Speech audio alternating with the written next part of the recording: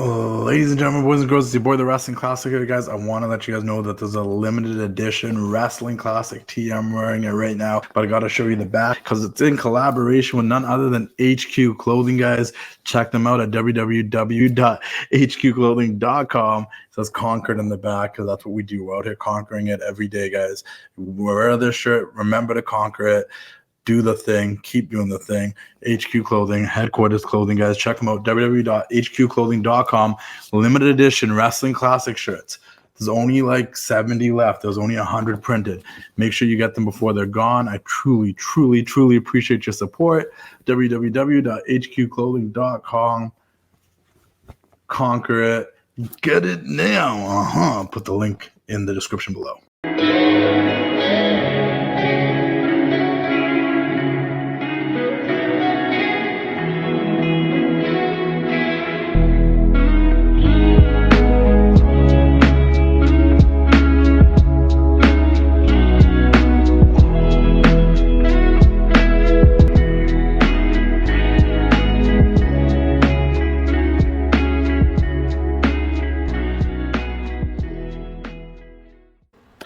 And we are back for another casual conversation with the Classic, guys. I got a special co-host with me with the Queen of the Ring, Alex. And we got a very special guest. It's none other than Johnny Wrestling himself, Johnny Gargano. How are we doing today?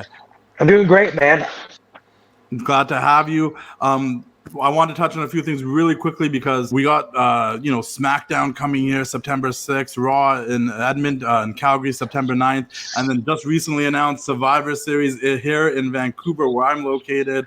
So a lot of Canadian shows coming up. So the first thing I want to ask you is, you've all these special events that happen for you in Canada, whether it was NXT takeovers, in Toronto. Do you have a specific moment for you that you remember taking place in Canada for yourself in wrestling? Oh, so obviously, I'm going to give a shout out to obviously Toronto for a lot of different reasons. Obviously, winning the NXT titles, the tag titles there in Toronto, making my return to WWE in Toronto, winning the WWE Tag Team titles in Toronto.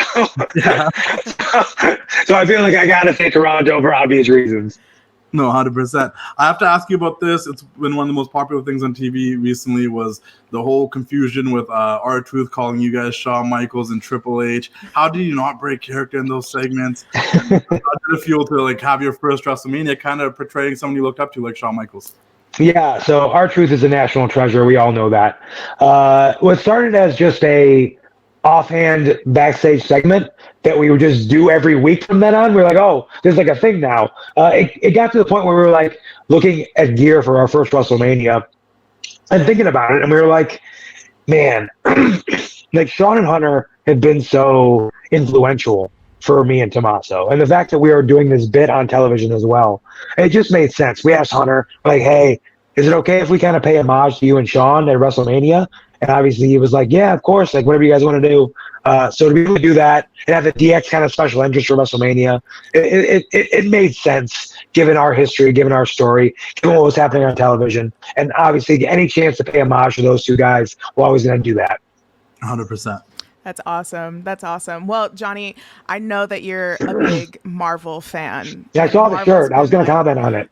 Thank you. I wore the shirt just for you. Good. Actually. I appreciate that. But you've had so many Marvel-inspired gear. I want to know, like, what's been your favorite so far that you've done? So people ask me that, and I feel like it's like asking me who my favorite child is. And I do have a favorite child. I have one only, so that's easy. Well, I have a dog as well, so I guess that's kind of a mix-up. So I would have to say for story reasons, for moment reasons, my Iron Man one from TakeOver New York, because I won the NXT title in that one. But I think just based on like how cool it looked, the Wolverine one from TakeOver Toronto, I think might be my best. I think that one is my favorite. That's cool because, now Deadpool and Wolverine. I know. Oh, God. I know. It was so I wonder great. if we should see like a DIY Deadpool Wolverine. Trust me. Look. This has been a thing online for a while. People want DIY to do Deadpool and Wolverine gear. I've told Tommaso this. He's well aware of it. You never know what could happen. We'll see. Fingers crossed. Fingers crossed Hey, we get hey. that, dude. Yeah. I also feel like I would be the Deadpool to his Wolverine, but because I already did Wolverine as well, so it's a whole thing. You've already You done gotta the switch it Wolverine, up. so maybe you Yeah, so we gotta flip-flop Yeah. it. Yeah.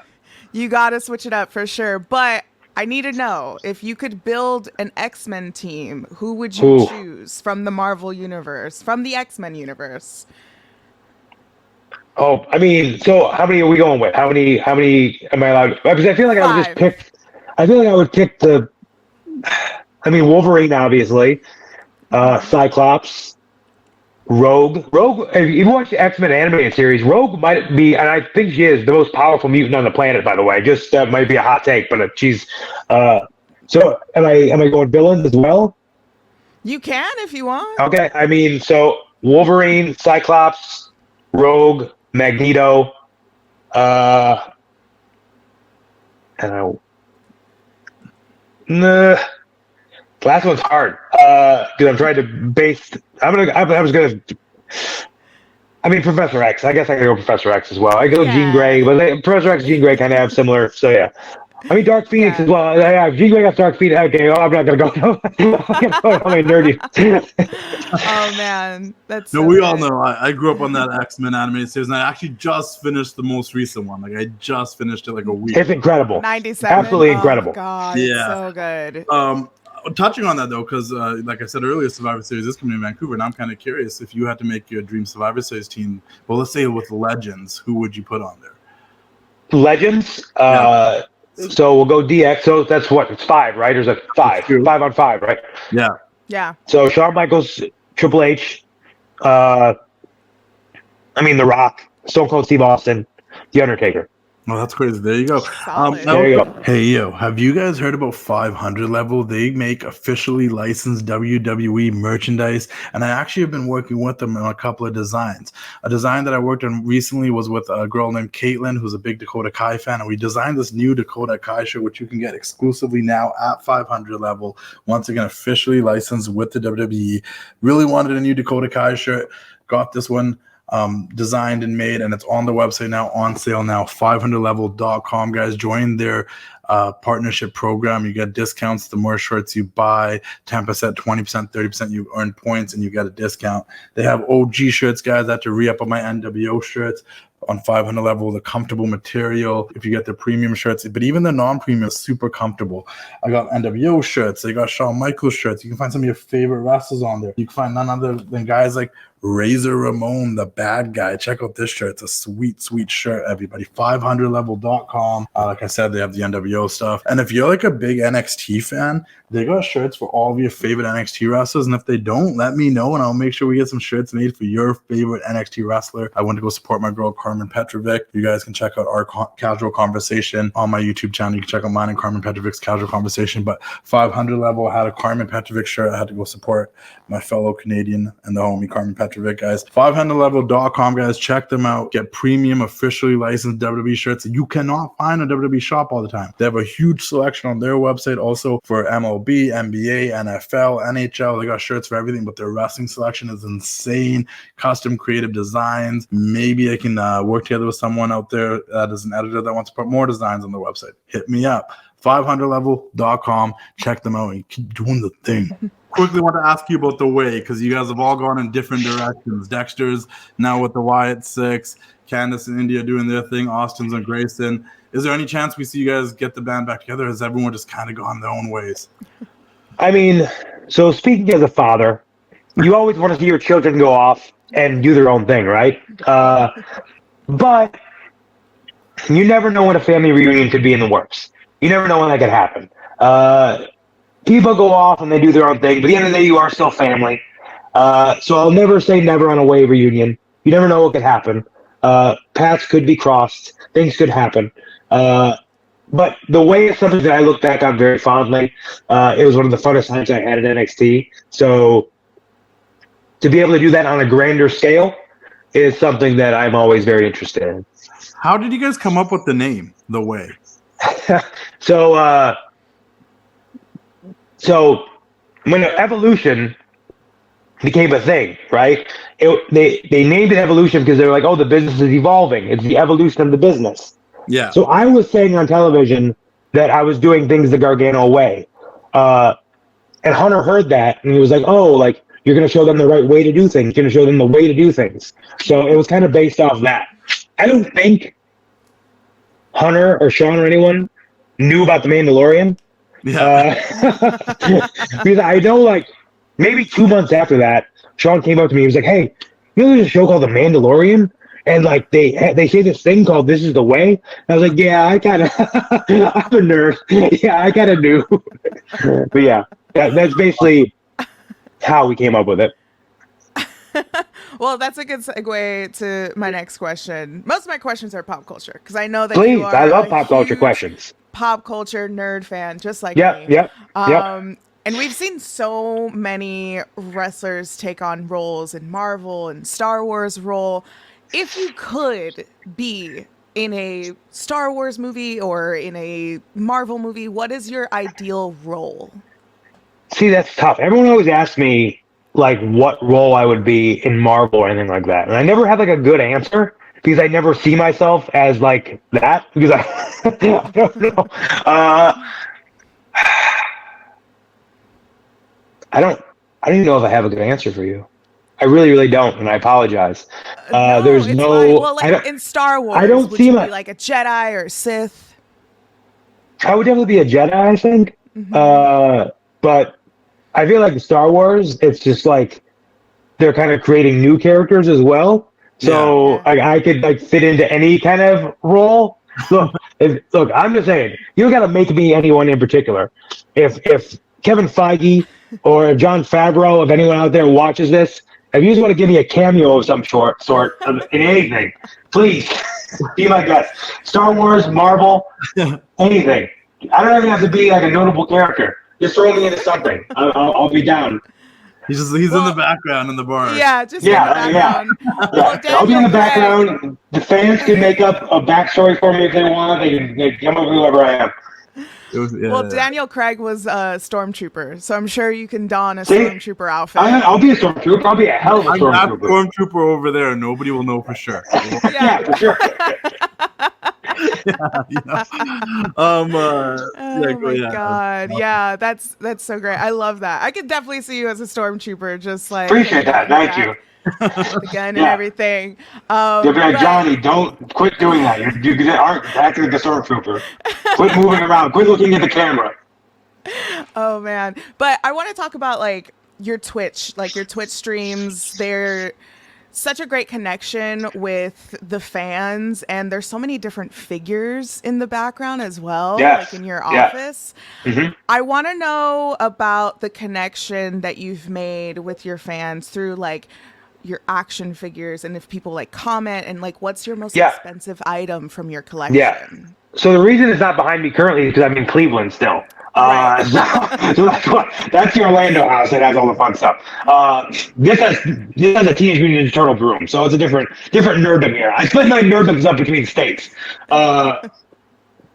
So being able to have all those action figures in the background, whether it be X-Men or Power Rangers or wrestling or anything like that, it definitely takes in all the different fandoms from all over the world. Like I said, I feel like it's a very, very much so wrestling based. Like if you don't like work rate guys, you like guys that can talk on the mic. If you don't like guys that talk on the mic, then you like the guys who are like giants. I feel like my Twitch streams are like that. Like I get X-Men fans, I get Power Rangers fans, I get wrestling fans, I get video game fans, I get all of the big cornucopia mixed into the world.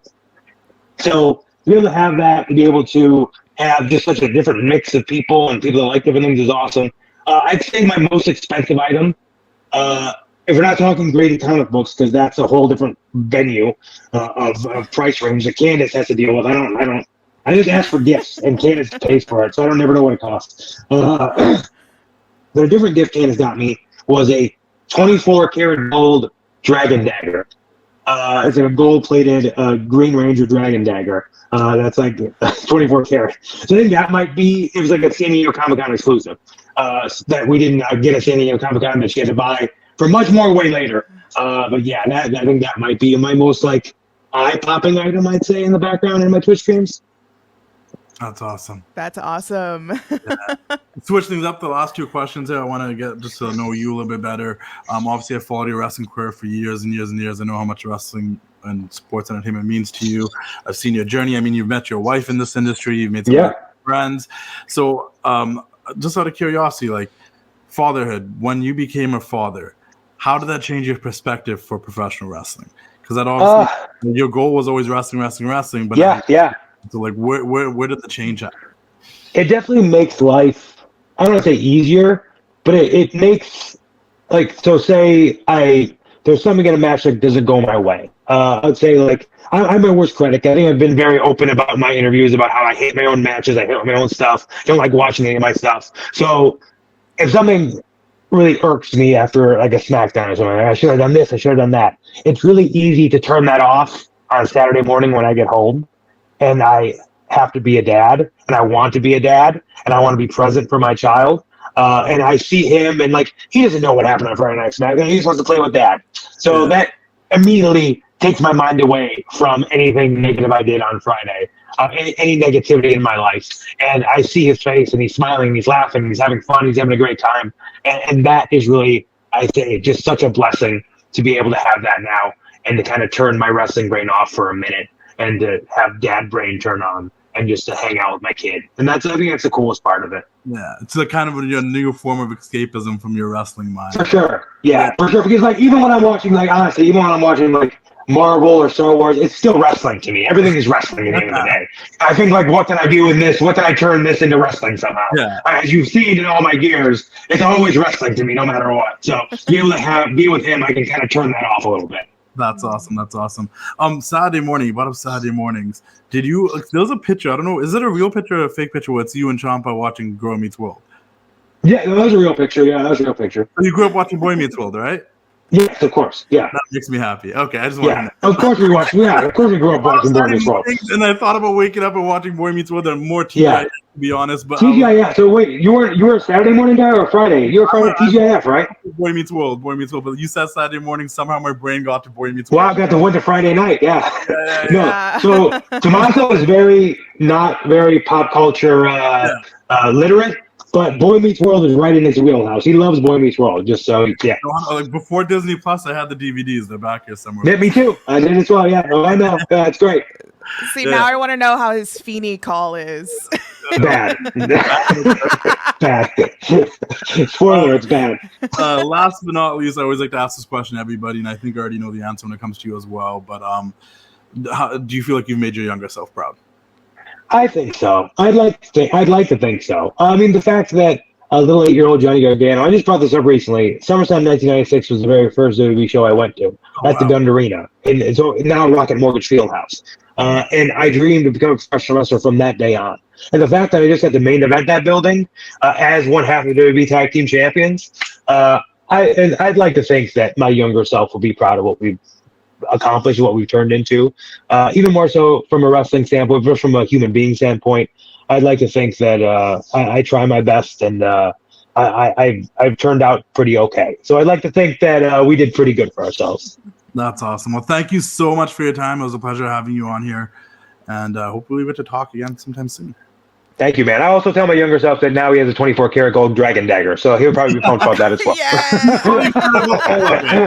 Really taking care of that inner child. Yeah, he got it. He's like, oh, that's more what I care about more than anything. Thank you, guys. Appreciate you guys. Thank you.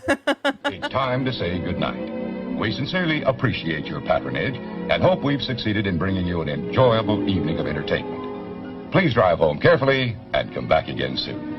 Good night.